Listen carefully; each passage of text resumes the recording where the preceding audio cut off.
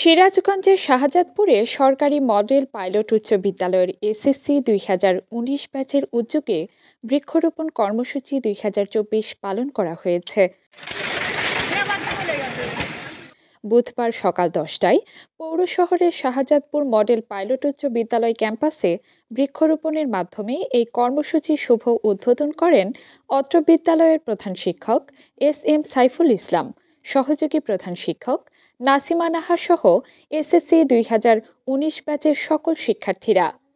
2019 ব্যাচের শিক্ষার্থীদের কারণ তারা যে মহতি কার্যক্রমে অংশগ্রহণ করেছে, আমি মনে করি যে বর্তমান বা ভবিষ্যৎ বা অতীতের যে সবসময়ই থাকবে আমরা একটা কর্মসূচি, সেটা হলো বৃক্ষরোপণ। কারণ বৃক্ষরোপণ কর্মসূচিতে অংশগ্রহণ করলে আমাদের দেশ অর্থাৎ জীবজগৎকে আমরা টিকাতে পারবো। এ সময় শিক্ষার্থীরা বলেন, বায়ুমণ্ডলের উষ্ণতার ফলে পৃথিবীর তাপমাত্রা প্রতি বছর অস্বাভাবিকভাবে বৃদ্ধি পাচ্ছে। আমরা গরমের তীব্রতা থেকে রক্ষার প্রধান অস্ত্র হিসেবে বৃক্ষরোপণ কর্মসূচি হাতে নিয়েছি।